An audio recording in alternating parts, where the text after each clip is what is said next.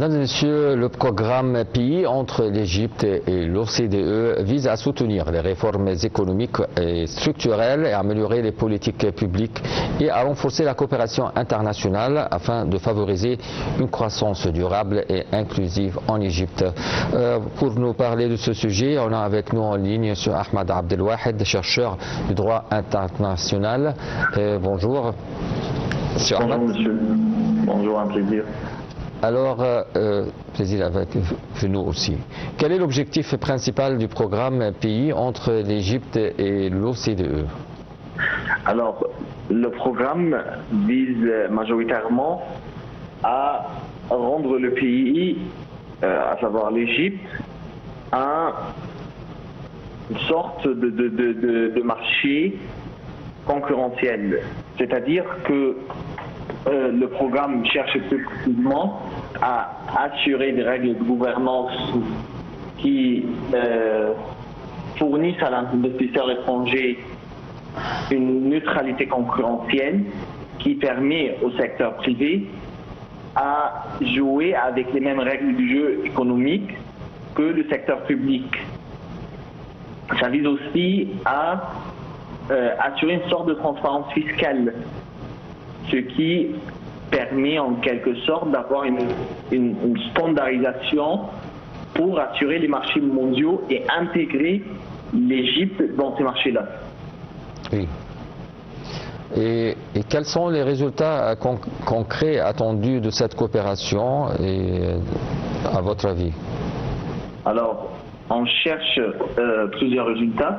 On cherche dans un premier temps la simplification administrative. Comme vous le savez, les pays du tiers-monde sont un peu maudits par un héritage bureaucratique qui freine la circulation des capitaux, des personnes, des marchandises. Là, on essaye de mettre en valeur la gouvernance des entreprises publiques d'une manière à assurer une gestion plus optimale. On attend aussi à une numérisation qui fait une sorte de prévention systémique des tentatives de corruption. Et dans le programme de l'OCDE, on met l'accent aussi sur l'inclusion sociale,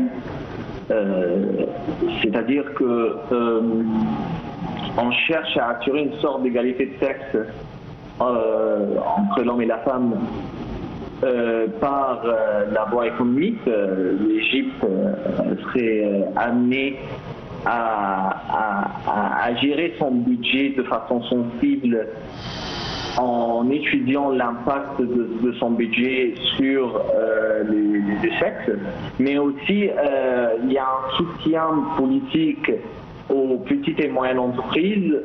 On favorise de plus en plus l'approche entrepreneuriale, ce qui incite les jeunes à intégrer des domaines comme la tech, sans être affrontés forcément par une réglementation lourde qui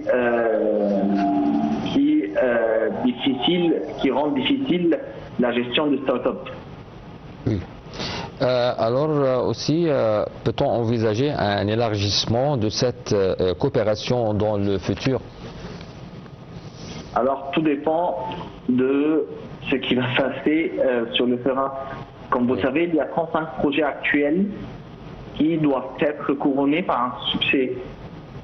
Si l'Égypte réussit à respecter l'agenda de l'OCDE, l'Égypte pourra postuler au statut de partenaire clé, ce qui va faire en sorte que l'Égypte va être la liaison entre les économies européennes et les économies africaines. Mais il faut faire preuve de respect des standards de l'OCDE. Oui. Pour arriver à ce statut-là. Je crois que l'État aussi déploie ses efforts pour aussi réaliser ces démarches et pour la réforme économique et notamment l'importance de l'économie et des petites et moyennes entreprises pour relancer l'économie égyptienne. Et c'est vrai que pour relancer l'économie égyptienne, il y a aussi la croissance verte qui était aussi un point essentiel dans ces accords-là. Oui. L'Égypte va essayer d'utiliser l'expertise de l'OCDE pour accéder à ce qu'on appelle la croissance verte, en tenant compte ainsi par la mise en place des politiques de gestion des déchets, de la tarification de l'eau et d'assurer une sorte de transition énergétique. Bon, c'est des questions qui prennent du temps, mais l'Égypte n'est pas forcément obligée d'accéder à ces objectifs-là à 100% pour arriver au statut de partenaire clé. Oui, exactement. Monsieur Ahmed Abdelwahed, vous êtes chercheur en droit international. Merci bien d'être avec nous et merci bien.